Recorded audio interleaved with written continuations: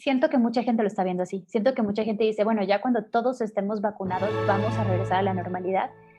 Y para mí aún hay que estudiar eso. Básicamente, si no cambias, te mueres. Hola, hola y bienvenidos a La Biozona. Yo soy el Juamas y estoy aquí para traerles una nueva entrega de La Biozona, tu espacio de biología. Estás entrando a La Biozona. T-minus 15 seconds. Guidance is internal. 12, 11, 10, 9. Ignition sequence start. 6, 5, 4, 3, 2,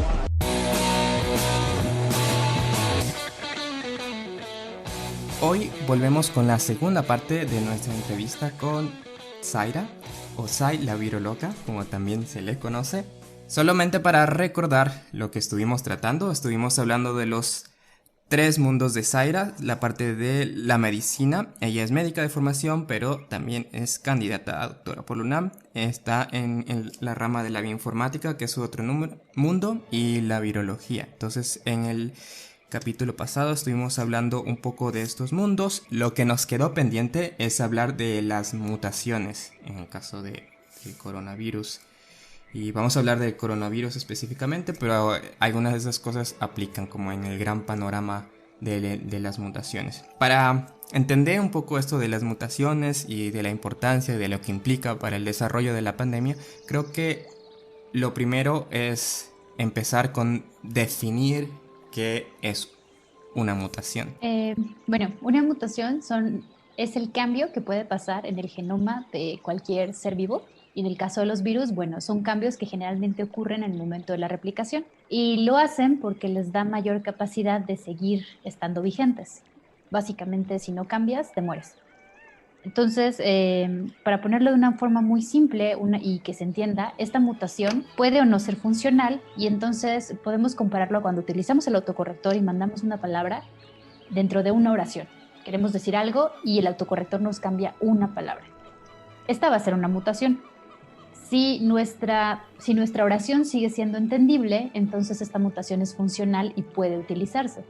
Si por el contrario la palabra que nos cambió el autocorrector pues le quita todo el sentido a la oración, pues ya no vamos a mandar esa oración, tenemos que cambiarla y en el caso de los virus pues es un virus que ya no va a seguir circulando. Así es, porque si nos vamos como a la definición, mutación básicamente es un cambio o una alteración en el genoma, que es el conjunto de todos los genes, ¿no? Entonces si vemos es como este conjunto de letritas y entonces es un cambio. Pero no todos los cambios son iguales, ¿no? Tenemos ciertos cambios que alteran más el producto final, en este caso el virus, que otros, ¿no? Sí, lo vemos de hecho, por ejemplo, en el caso del coronavirus, la mutación ocurre mucho en la parte se ha visto que ocurre en el pico o en la facilidad que tiene para unirse a ACA2, que es la proteína que permite la entrada del virus a la célula. Y realmente lo hace por esta misma capacidad de adaptación. Entonces, en el caso de los virus, en general, los virus van a mutar hasta que puedan estar, para favorecer que puedan estar presentes. Y esta mutación generalmente se da por una presión. Entonces, ahorita, en el caso del coronavirus, las mutaciones que hemos visto se están dando porque hay demasiada replicación. Mucha gente se está contagiando, el virus brinca y entonces como hay una respuesta sí o sí de la persona, así seas o no asintomático, hay una respuesta inmune, el virus tiene que adaptarse y mutar para que la próxima vez que contagie a otra célula o a otra persona tenga las capacidades de evadir lo que sea que lo hizo cambiar. Como si fuera agua, necesitamos que escuchen La Biozona.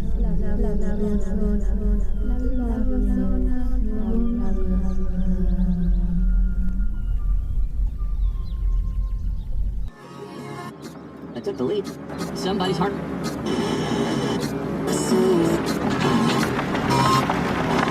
Está sintonizando a La Biozona.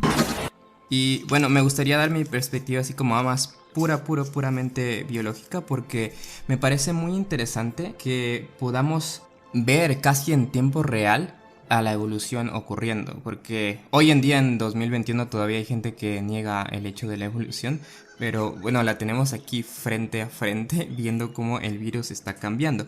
Y digo, ahora para así platicarlo y entenderlo un poco, le estamos como dando ciertas propiedades antropomórficas al virus, de que el virus cambie y así, pero es solamente para entenderlo, ¿no? Pero si lo vemos así como de la vista puramente biológica, primero que estamos hablando de una especie, recuerden que ya hablamos de los virus un poco y que no están vivos y está esta cuestión. Pero vámonos al punto de que estamos hablando de un linaje evolutivo, ¿no? Entonces, tenemos lo que se conoce como presión de selección, que es un cambio en el ambiente que va a empujar a este pool genético a que cambie en cierta dirección. Y bueno, voy a explicar un poco más de esto para no enredarlos tanto, pero la cuestión es que este coronavirus particularmente todavía se está estudiando como sus orígenes así, pero sabemos que es una zoonosis, o sea que viene de un grupo animal. Entonces, el virus, como hablamos de sus propiedades, tenemos como esta cápsula de membrana y proteína que lo protege, y tenemos esto que hemos estado mencionando de las espigas o las spikes, que son como las llaves moleculares que usan para pegarse al receptor de las células, que en el caso de humanos es el AC2. Pero la cuestión es que como este virus afectaba a otra especie, esta llave molecular, cuando evolucionó, se adaptó a las llaves moleculares de la especie original, ¿no? En el caso del murciélago y el pangolín y así, bueno. Entonces, por cuestiones de forma y así, puede que tenga cierta especificidad con los humanos, y eso fue lo que ayudó a arrancar. Y como los humanos no teníamos esta respuesta inmune innata a ese virus, porque no pertenecía a nuestro microbioma de virus, por decirlo así, una vez que el virus ya como que arrancó en nuestra población, empieza esta presión de selección por ciertos grupos de virus que necesitan, o bueno, que quieren. Siempre terminamos con estas cuestiones antropomórficas porque es la forma más fácil de entenderlo, pero se seleccionan los virus que se replican más rápido. Vamos a ponerlo así. Entonces, la evolución va llevando a que esta proteína de la espiga tenga más especificidad hacia el receptor AC2 de las células humanas, y eso es lo que está ocurriendo. Entonces, la mayoría de las mutaciones están como enfocadas en la espiga por esta razón. Y esa es como mi debraye biológico de lo que yo veo que está ocurriendo. Sí, lo explicaste muy biológicamente bonito, la verdad. Pasa con todos los virus. Pasó con influenza. Bueno, más bien con todos los virus de RNA, que tienen una mayor tasa de mutación que los virus de DNA. Y creo que el ejemplo más cercano sí es influenza, porque también es un virus de RNA y que también circula cada año y que cada año tenemos que estarnos vacunando. Y la razón por la cual nos tenemos que estar vacunando cada año y no es una vacuna que se nos quede para siempre, es en parte por las mutaciones que puede llegar a tener el virus. Entonces, sí, es una presión de selección totalmente. En el momento en el que cualquier microorganismo vea que no puede, que tiene barreras para vivir, va a haber un cuello de botella donde va a pasar una u otra cosa, ¿no? O desaparece o evoluciona. Y obviamente nos referimos al organismo no a uno individual, sino a todo el grupo, ¿no? A la especie como tal.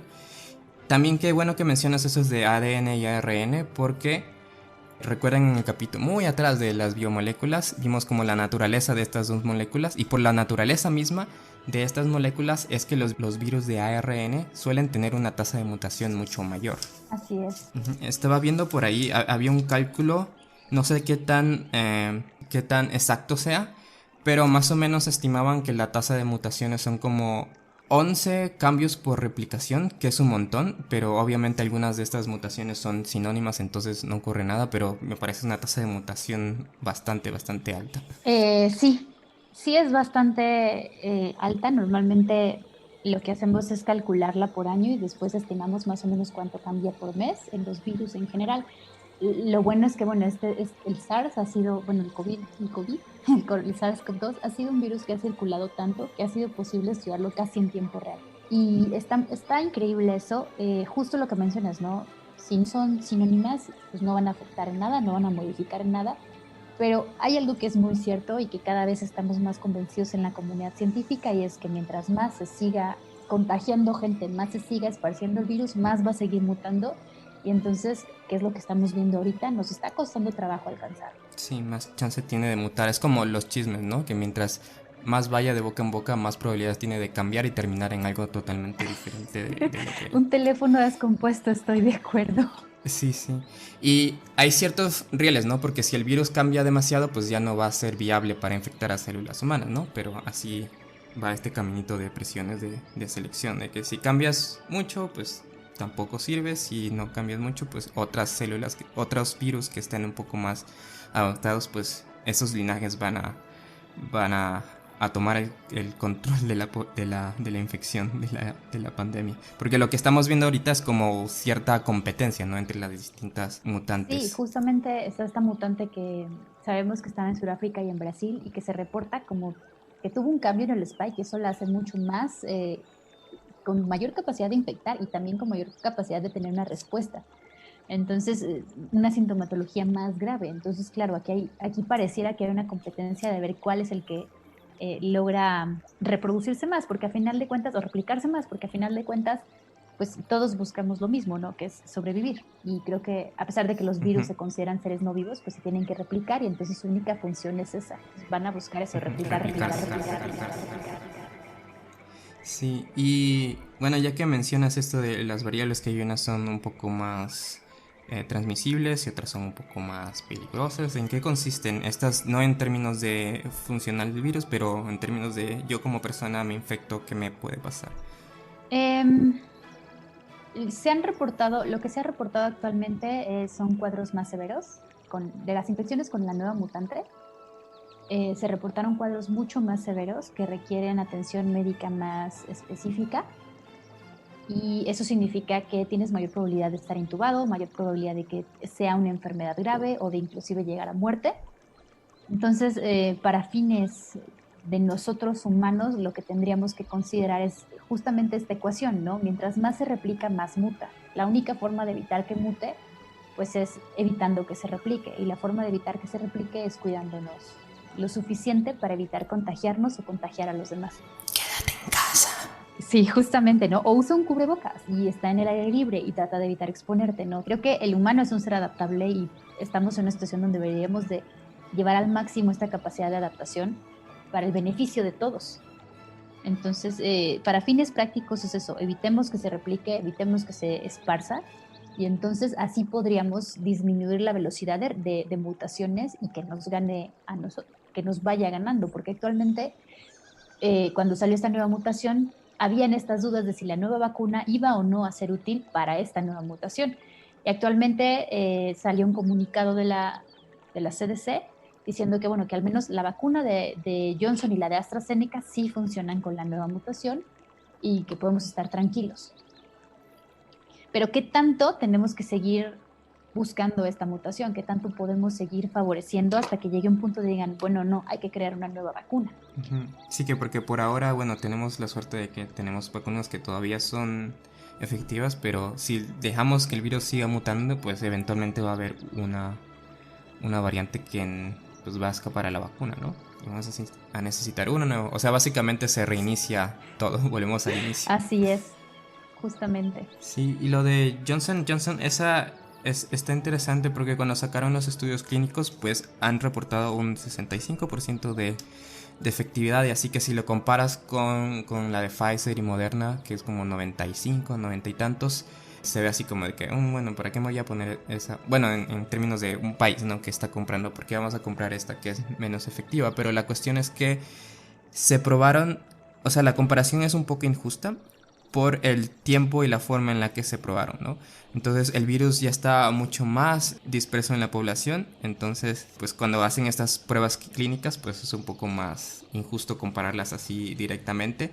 Y la otra cuestión es que pues sí tiene esta efectividad contra las nuevas variantes que algunas de las primeras vacunas no parecen tener, o parecen que esa efectividad se ve bastante comprometida en ese caso.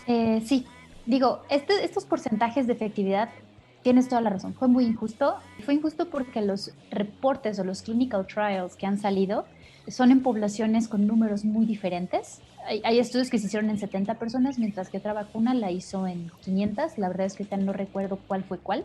Entonces, la población medida es injusto, pero lo que creo que la población tiene que llevarse como mensaje principal es que este porcentaje de efectividad es en enfermedad grave. Entonces, un 65% de efectividad sobre casos graves, lo que implica que tienes un 35% de probabilidad que te enfermes de gravedad. Entonces, por eso al principio tenían como estas dudas de a qué poblaciones le vamos a dar qué vacuna. Pero si pensamos que la vacuna de influenza realmente tiene un promedio entre 40 y 50% de eficacia, pues estas vacunas están súper bien. Y sobre todo eso, están hechas o se calculó esta eficacia para casos graves con el afán de decir, bueno, una vacuna te protege de estar hospitalizado. Y ahora, sobre esto, otro mensaje que creo que es importante que se lleven es, a pesar de estar vacunado, se tiene que seguir usando cubrebocas, se tiene que seguir teniendo medidas de protección. O sea, que tú seas inmune significa que tienes la capacidad de responder para que el virus no se replique de una forma masiva, pero en muchas ocasiones puede haber una pequeña replicación. Y esto puede ser suficiente a gran escala para que personas no vacunadas o personas con problemas de salud puedan enfermarse. Y lo otro es, bueno, enfermarse de COVID no es solo un cuadro de una semana y ya. Se ha reportado muchísimo que son síntomas que perduran 3, 4, 5 meses después de la enfermedad. Entonces, pensar que todos deberíamos de contagiarnos para tener una inmunidad y que todos la tengamos porque pues, es lo que se espera después de una enfermedad, creo que no es tan viable. Sí, es lo que se veía al inicio, que decían, bueno, vamos a enfermarnos ahora que el sistema de salud no está tan comprometido para sacarlo, no sé, cosas locas que pensaba la gente, pero no es como dijo el presidente de Brasil, es una gripecina, no es eso. Ya cada vez es más evidente que no es tan así, que hay consecuencias graves. Hay gente que sí no le pasa nada por cuestiones de genética, de suerte, pero otras personas se ven muy comprometidas en su salud a largo plazo. Incluso, porque otra cosa que se veía es como, solamente afecta a la gente mayor, que por una parte es como mucha falta de empatía, pero por otra parte se ve que no solamente afecta a la gente mayor, está afectando a gente en todo rango de edad. Sí está más inclinado hacia gente mayor, pero hay gente joven, hay niños que han muerto, entonces no es una cuestión así de tomarse a la ligera. Y creo que esta idea de que afectaba a gente mayor vino de que lo vimos mucho en Europa, ¿no? Donde la población europea, desde mi perspectiva, no tiene las comorbilidades que tiene la población, por ejemplo, mexicana. El SARS-CoV-2 llegó a México y arrasó o afectó más bien muchísimo a las personas con sobrepeso, con problemas de diabetes y con problemas cardíacos, que sin mentirte, mucha población de menos de 50 años cumple con esas características en México. Entonces también es algo que creo que no se tomó en cuenta como algo tan grave al principio, pero que después se dieron cuenta y dijeron, híjole, sí, las poblaciones en riesgo son las personas que son obesas, que tienen problemas de diabetes y problemas cardíacos en general. Y fue como, chin, pues México, ¿no? Chin, Estados Unidos. Y después la cantidad de exposición que tienes al virus también influye mucho. Por eso que la recomendación de utilizar cubrebocas y estar al aire libre pareciera que funciona, pareciera que disminuye la carga viral que tienes de exposición a coronavirus, disminuye la carga viral que hay en tu cuerpo y por lo tanto podrías pasar con un episodio asintomático sin ningún problema, que esa es la meta de la vacunación. Sí, justamente esa es la meta de la vacunación, pero ahí tocas el tema de que incluso una vez vacunado todavía podría ser como un vector del virus, por así decirlo, porque podría seguir como teniendo el virus y transmitirlo a otras personas. Por eso es importante que aún estando vacunado con tus 2 dosis, que sigas usando cubrebocas. Sí. Otra cosa que también hay que dejar ahí puesto es que primero es importante, si la vacuna que estás tomando es la de 2 dosis, que tengas las 2 dosis, pero que no es que te ponen la segunda dosis y ya al segundo ya estás libre, ¿no? Hay como un tiempo. Sí, en promedio son 2 semanas, es lo que se ha dicho, pero tampoco creo que el mensaje que nos tendríamos que llevar es, bueno, ya pasaron las 2 semanas, vamos a hacer una fiesta. Porque siento que mucha gente lo está viendo así. Siento que mucha gente dice, bueno, ya cuando todos estemos vacunados vamos a regresar a la normalidad. Y para mí aún hay que estudiar eso. Aún hay que ver cuánto tiempo nos va a durar esta inmunidad. aún hay que ver qué tanto más puede mutar el virus y qué tanto más nos vamos a estar enfrentando tal vez a una vacuna como influenza, que es una vacuna que nos aplicamos año con año. Entonces, creo que todavía hay muchísimas interrogantes para que la población en este momento tenga la idea de que con tener una vacuna ya vamos a poder regresar a las fiestas, a los besos de tres y a los viajes, ¿no? Entonces, creo que sí va a haber un antes y un después en esos términos y pues habrá que adaptarse, ¿no? Un poco. Sí, claramente es un antes y un después. Y de hecho desde muy al inicio ya se empezaba a hablar de los tiempos de antes, cuando podíamos estar en persona. Y esto sí, de que lo del final, la vacuna como la panacea al final de la pandemia, porque desde el inicio decían, no, tenemos una vacuna, como veíamos la vacuna muy lejos, era así, cuando tengamos la vacuna ya va a estar todo bien. Bueno, ahora tenemos la vacuna, pero la realidad es que la realidad es más compleja, entonces tenemos que, incluso con la vacuna, seguir estudiando los posibles riesgos y cómo va desarrollándose esta situación. Sí, totalmente de acuerdo. Creo que aunque vacunáramos a todo el mundo mañana, que sabemos que no es posible por la producción de las vacunas, por la cantidad de personas que somos y por todo, aún teniendo esta posibilidad, hay muchos vacíos que tenemos que llenar en información y que entonces yo no lo veo como una panacea, lo veo como una solución y creo que está cool. Creo que aquellos que van a poder seguir teniendo el privilegio de trabajar desde casa deberían de considerarlo y aquellos que van a tener que trabajar presencialmente se van a sentir más seguros, pero hay muchas cosas que falta contestar, que la ciencia está tratando de hacerlo, pero que pues vamos a pasitos, porque así es la ciencia. Así es, poco a poco vamos a resolverlo y creo que en cierto sentido, esto, bueno, fuera de todo el drama de la gente que ha muerto y así, esta pandemia sirvió como un tipo de, entre comillas me gusta verlo como una vacuna para la humanidad, como un sacudidón de, hey, tenemos que trabajar juntos y colaborar más. Por ejemplo, esto de que iba a haber una pandemia se sabía desde hace mucho tiempo. Había mucha gente diciendo, puede ocurrir esto, puede ocurrir una pandemia y tendríamos que estar preparados, tendríamos que tener sistemas en posición para prevenirlo o para tratar de mitigar eso, pero no se hizo y ahora tenemos aquí la cosa frente a frente y es como, esto podría... bueno, eso de hubiera, no existe como dicen, pero claramente la situación pudo haber sido un poco mejor de lo que ha resultado si hubiéramos prestado atención a las personas que estaban diciendo que esto podría pasar, ¿no? Y escuchar a los expertos, básicamente. Sí, estoy de acuerdo. Antes de este se llama SARS-CoV-2 porque ya había un SARS-CoV y más bien los coronavirus en general se han caracterizado por generar este tipo de brotes que infectan a humanos pero que vienen de animales. Entonces tuvimos el MERS, fue una enfermedad que justamente pasó de los murciélagos a los camellos y de ahí pasó a los humanos. No es que alguien se comió un camello, es que hay demasiada interacción humano-camello y entonces un humano se enfermó.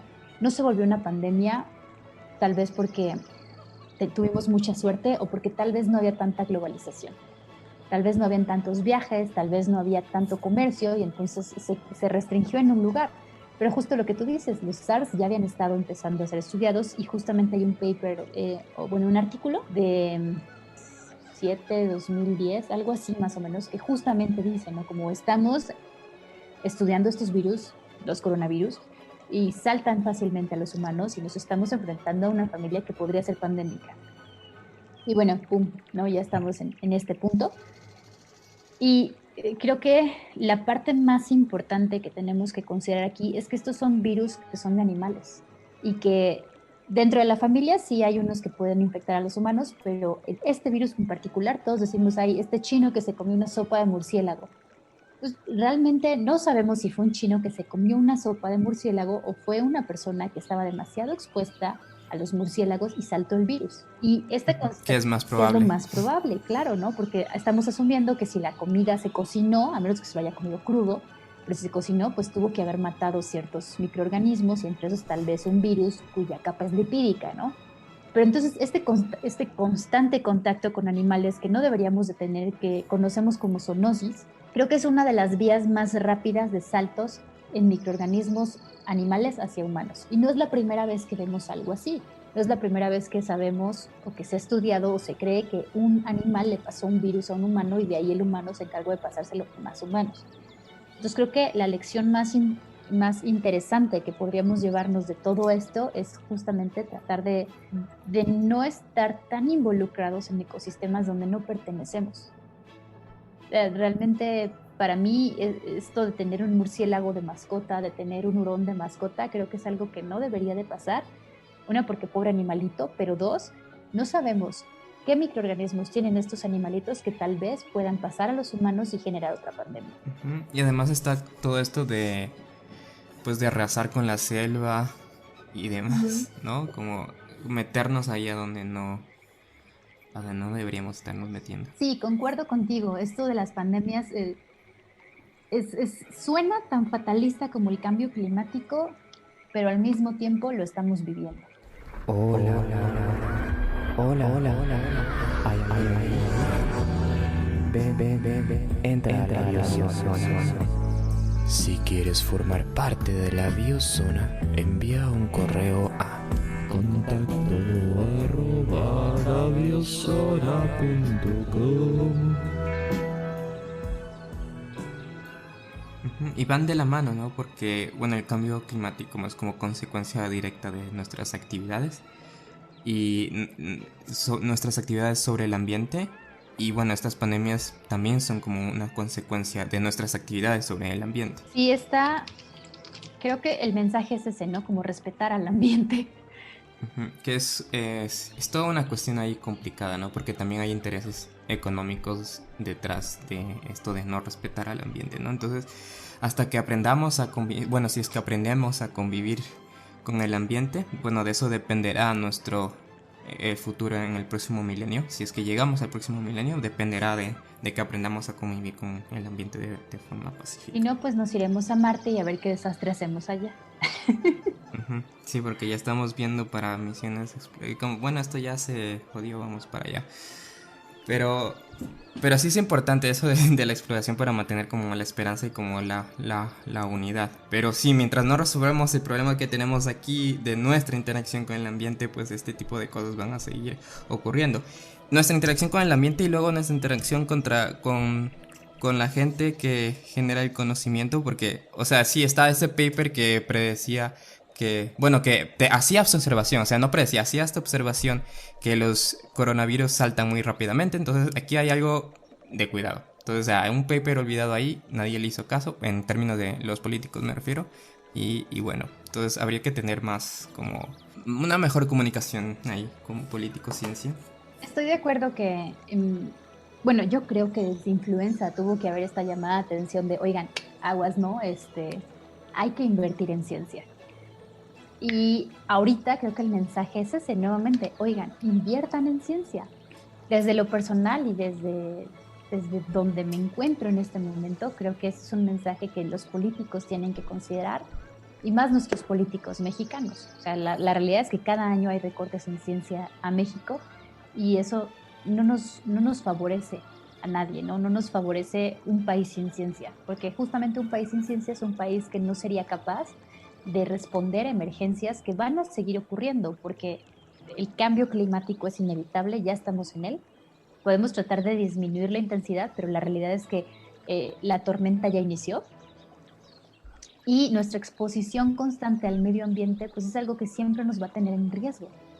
Decir que los virus están solo ahorita y que después no van a haber nuevos virus también sería un poco ingenuo, porque siempre hay nuevos virus. No todos están estudiados, no los conocemos y probablemente en 100, en 200, en 300 años, ojalá, y ojalá no en 5 años, probablemente vamos a toparnos con nuevos virus. Entonces creo que invertir en ciencia, invertir en el interés a la ciencia es algo que se tiene que hacer en todas partes.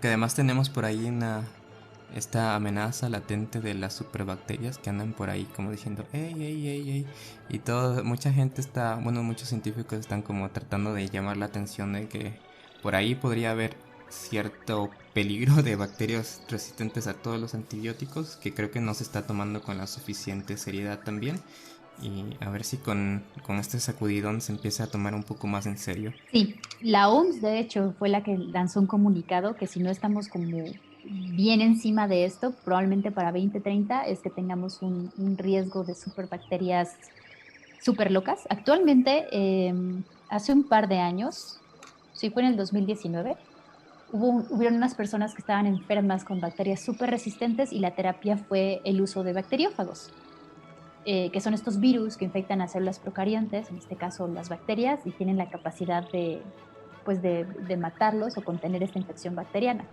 Entonces, esa ha sido como una de las, esta es una, más bien, una de las opciones que la ciencia está tratando de utilizar para responder a la pregunta, ¿qué vamos a hacer en 2030 cuando nos gane la resistencia bacteriana?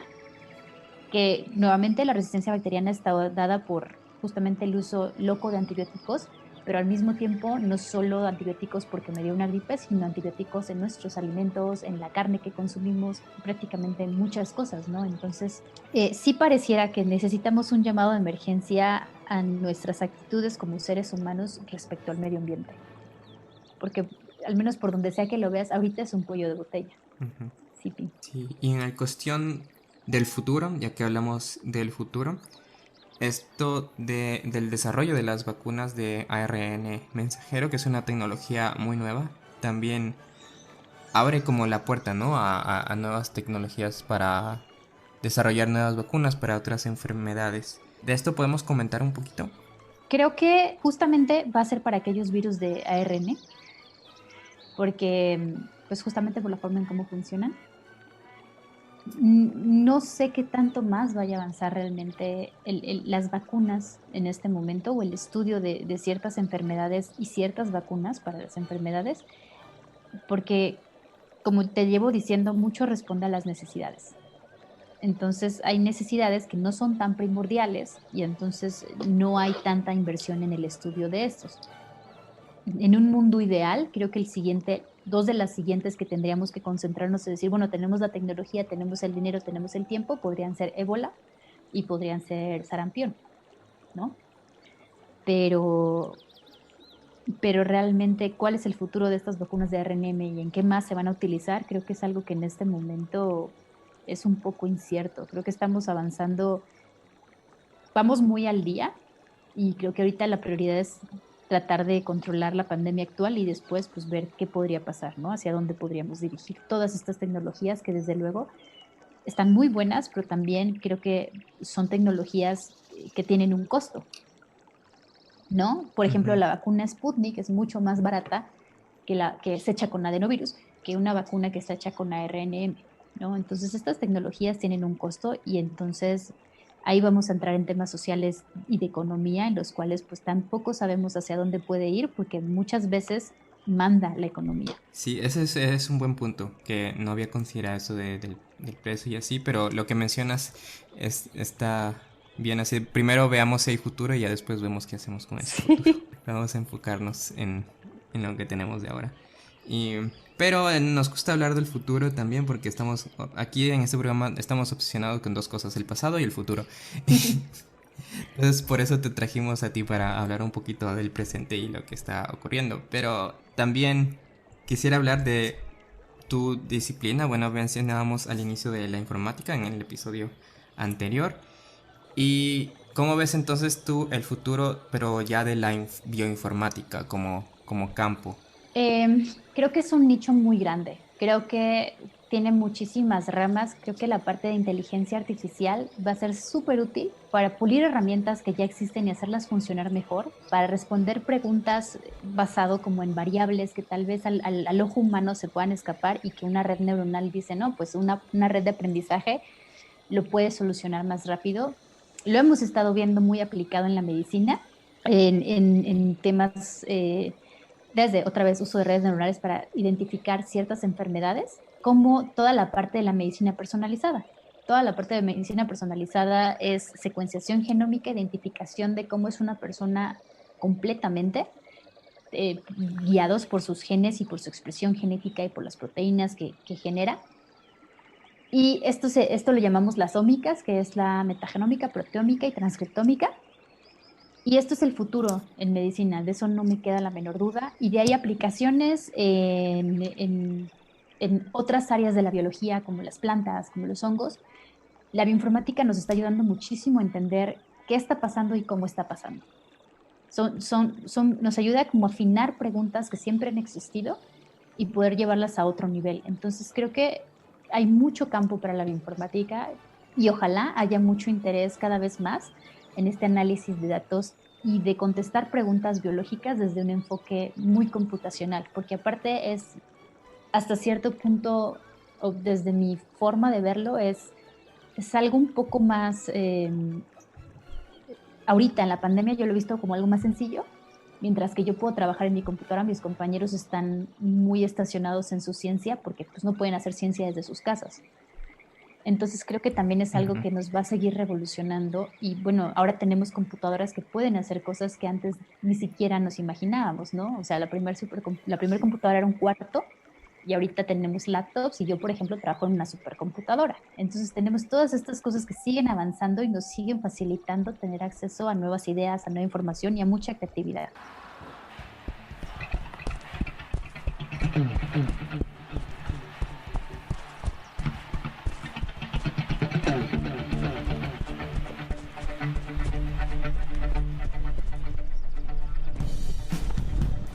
Corre, ven, súmate a la biozona. Sí, qué bueno que mencionas esto de la supercomputadora y cómo trabajas, porque bueno, ya que hablamos del coronavirus y eso, me gustaría ahora hablar un poquito de tu trabajo como tal, ¿no? ¿Cómo se hace bioinformática? ¿Cómo es tu día a día en investigación en bioinformática? La parte que yo hago como tal es lo que mencionaba en el primer episodio, es el análisis de genes virales en poblaciones de niños. Entonces, inicialmente, pues tenemos que partir de los ácidos nucleicos y entonces estos se tienen que extraer con metodologías de laboratorio y una vez que tenemos este material extraído, lo mandamos a secuenciar y la secuenciación es básicamente de algo que no podemos ver, como una gota de un líquido, tener todo el código genético de este líquido. Y entonces es muchos ejemplos de muchos bioinformáticos cuando hablan de esto, hablan de tener un libro, meterlo a una máquina de estas que los destrozan, que los cortan en tiritas y que te entreguen las tiritas y tú empieces de cero. Y es más o menos así. Así, como a rearmar. Tienes los pedacitos y empiezas a rearmar el documento. Básicamente, original. el secuenciador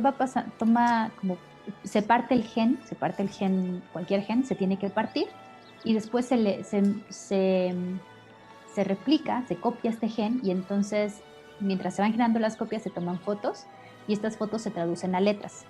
Entonces al final lo que yo obtengo son documentos gigantes con las clásicas letras del DNA y todos están formados en lecturas, los identificamos como lecturas y de ahí es donde empiezo yo a trabajar.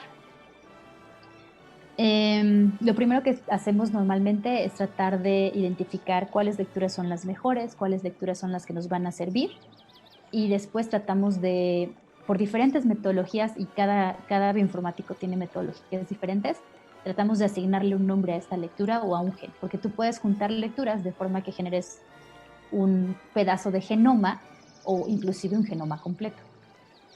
Y después justamente tratamos de ver todo lo que pueda tener y aquí en el todo lo que pueda tener te puedo decir que podemos tratar de hacer un árbol filogenético, podemos con más genes, podemos tratar de ver cuáles cambios ocurrieron en estos genes comparándolo con genes que ya están reportados, podemos simplemente decir, bueno, este gen le pertenece a este microorganismo, también podemos ver si tiene Open Reading Frames o marcos de lectura y entonces tratar de ver si este gen pertenece a una proteína y si esa proteína es identificable de algún microorganismo. Y esto nada más es la parte de metagenómica. De ahí otras aplicaciones que ya no me tocan a mí, pues es toda la parte de transcriptómica, que es justamente secuenciar ya RNA mensajero y ver qué se está expresando. Y bueno, ya las proteómicas es justamente verlo expresado, ¿no? Con metodologías más de laboratorio. Entonces lo que yo hago es la parte metagenómica y hago todo esto, ¿no? Hago árboles filogenéticos, hago un poquito de evolución, pero sobre todo en mi proyecto estoy enfocada mucho a la descripción de los genes de virus eucariontes que se encuentran en los niños. Y esto lo queremos hacer para contestar una pregunta muy sencilla y es como, ¿cuáles son los virus que están en los niños durante su primer año de vida? Porque hay muchos estudios en bacterias, pero como te mencioné también en el episodio pasado, la virología es un nicho que para la metagenómica es relativamente reciente, ¿no? Y la virología humana pues es algo que se tiene que estudiar, sobre todo si queremos llegar a un punto de la personalización del tratamiento de una persona. Ujú. ¿Y esos virus en niños son virus que están causando una enfermedad o son solo virus que están ahí, que se recuperan de niños sanos? Eso está muy padre porque creo que es una de las preguntas que más me interesa a mí y es parte de esta idea de que la gente cree que los virus son malos, ¿no? Todos decimos, hay un virus, me va a enfermar. Y la realidad es que cualquier ser vivo tiene un virus. O sea, empecemos por ahí, ¿no? Hay virus para arqueas, hay virus para bacterias, hay virus para hongos, hay virus para plantas, hay virus para insectos, hay virus para humanos y hay virus que son patógenos y creo que son los que más tenemos presentes, ¿no? Estos virus que nos pueden enfermar. Pero la realidad es que hay tantos virus y convivimos con ellos constantemente que vale la pena justamente preguntarnos, bueno, ¿estos virus están haciéndonos daño? ¿No nos están haciendo daño? ¿Por qué están aquí, no? Con lo que yo hago actualmente no puedo contestar esas preguntas, pero es de las cosas que me gustaría continuar estudiando a futuro. De momento lo que te puedo decir es que los virus que yo he encontrado virus que son patógenos en niños sin síntomas. Entonces eso también está muy padre, porque es como lo mismo pasó en las bacterias, ¿no? Tendemos a creer que hay bacterias que son malignas o que son malas o que pueden enfermarnos y que en la realidad viven en nuestro intestino o viven en nuestro cuerpo y no se vuelven patógenas hasta que hay un desequilibrio en otras bacterias. Y esto lo entendimos hasta que empezamos a estudiar a las bacterias a través de estos mecanismos de las ómicas y nos dimos cuenta con un enfoque muy ecológico que pues viven en su propio ambiente, que nosotros somos el universo donde ellas están y ellas están tranquilísimas y hasta que hay una alteración es que las cosas pueden salir mal. Estoy pensando, por ejemplo, en Clostridium, que es una bacteria que se caracteriza porque cuando hay una disbiosis o una alteración, pues genera una enfermedad con diarrea, que es muy grave y que de hecho uno de los tratamientos actuales es el trasplante de materia fecal, que también es el resultado de estudios apoyados por bioinformática, claro. Sí, eso está interesante. De hecho, quería tratarlo luego, esto del trasplante de materia fecal y todo eso que hablas del microbioma. Es muy interesante porque sí, es un ecosistema, o sea, se estudia a nivel o sea, eso se usan conceptos de ecología para estudiar estas cuestiones.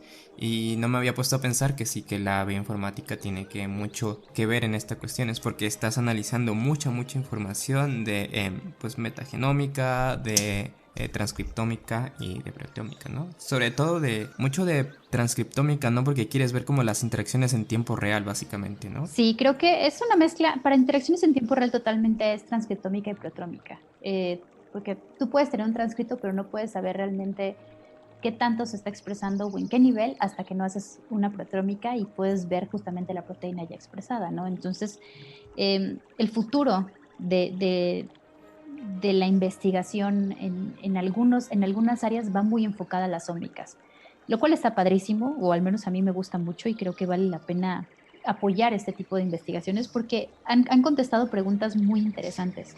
A mí, la verdad es que te digo, yo llegué a bioinformática porque yo empecé a escuchar del microbioma, empecé a leer del microbioma y dije, wow, esto está muy sci-fi, necesito saber más. De hecho, sí, luego quiero hacer un episodio de esto. Podemos tratarlo luego. Cuando quieras, con mucho gusto.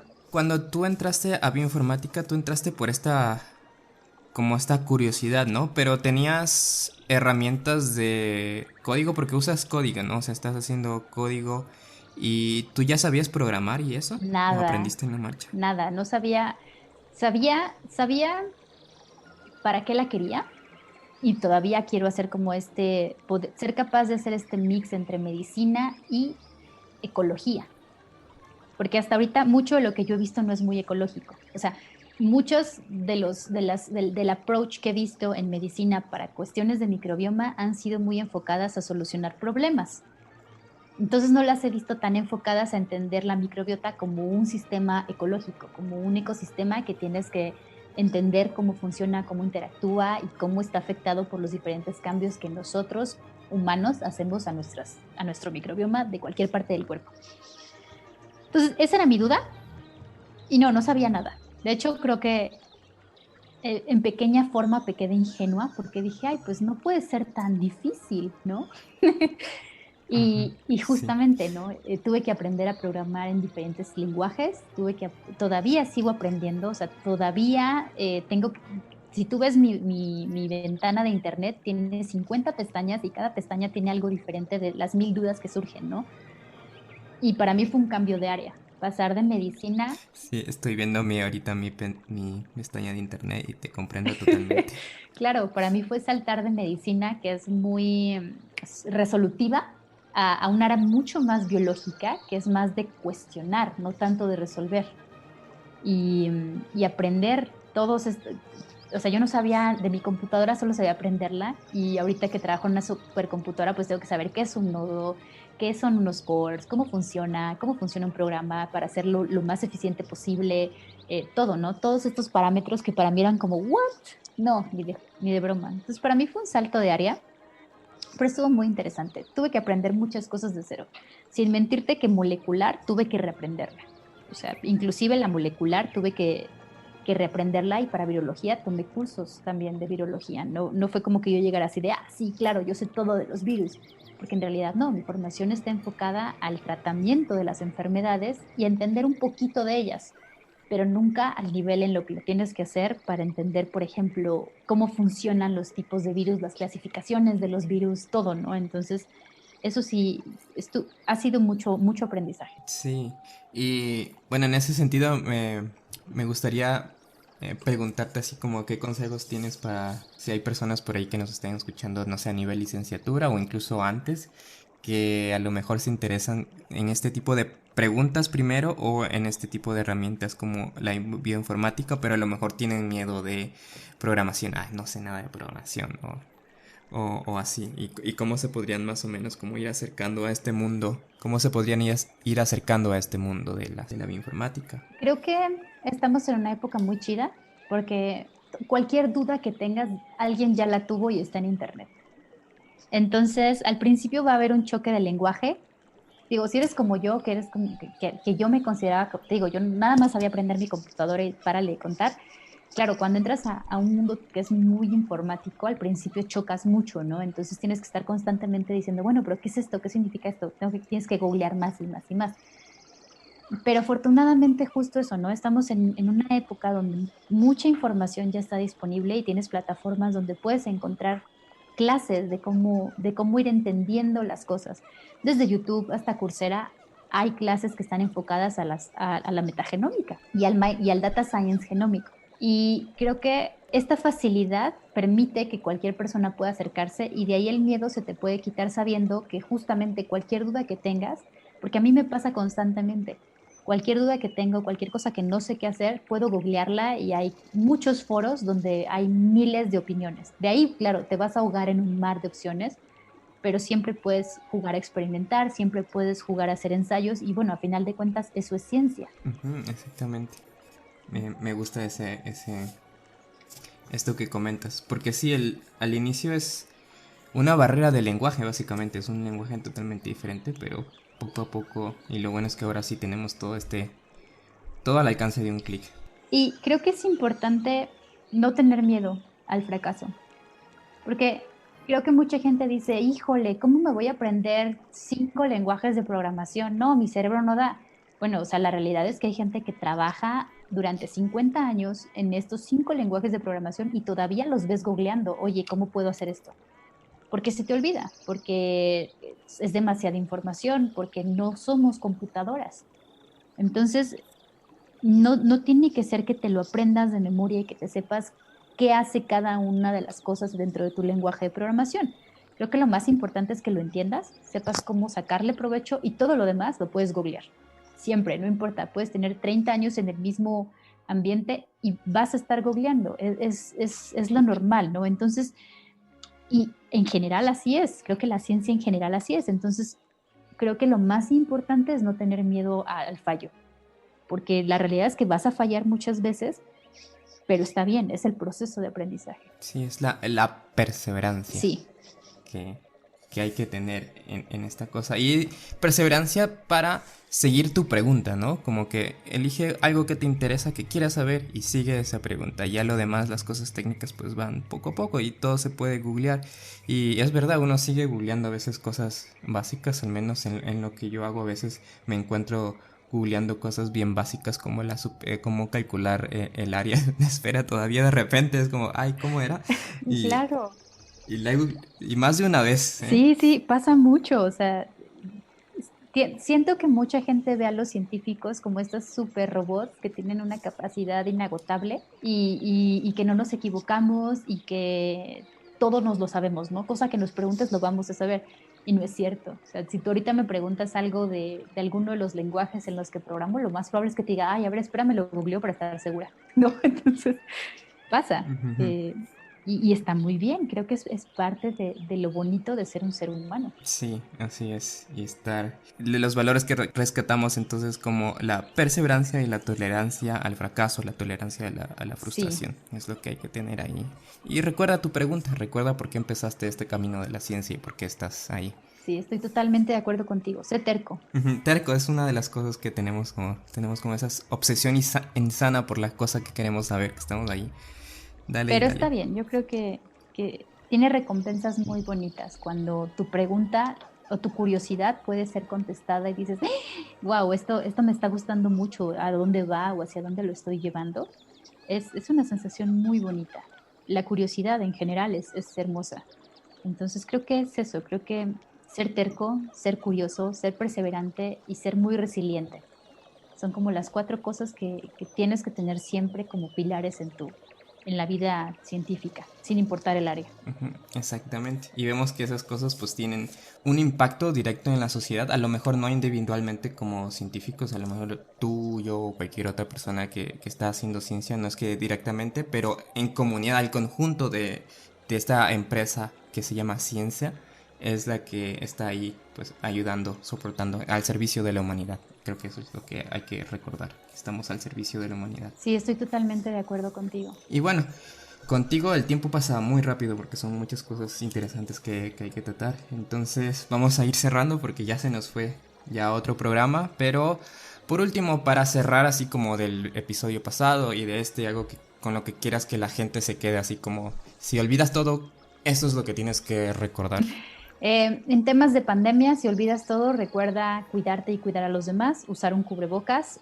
Por temas ambientales, el cubrebocas de tela es una excelente opción, solo úsalo bien, es decir, que te cubra la nariz y la boca y que te ajuste a la cara, de forma que si te pones unos lentes y estás hablando y se empañan, tu cubrebocas no sirve, tiene que ajustarte lo mejor posible. Y lo que puedes hacer es buscar cubrebocas que tengan un puente nasal con alambre o con plástico y que pueda facilitar este ajuste en cara.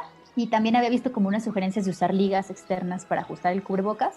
Justamente llévense ese mensaje, ¿no? Cuídense, cuiden a los demás. No lo hagan solo por ustedes, háganlo por todos, porque somos una sociedad y tenemos que trabajar como sociedad. Y en temas de ciencia, creo que el mensaje más importante es que sean curiosos y sigan esa curiosidad. Y ojalá los lleve a la ciencia. Y si no los lleva a la ciencia y los lleva a otro lugar, también está muy bien. Pero no dejen de lado ese cuestionamiento y esa curiosidad, porque creo que es lo que nos distingue mucho de otras especies, es eso, ¿no? Nuestra necesidad de contestar preguntas. Y es algo muy bonito. No lo suelten y no lo dejen ir tan fácil. Exactamente, me quedo con esas bonitas palabras. Entonces, bueno, hasta aquí llegó nuestra entrevista con Zaira, que volverá, entonces espérenla.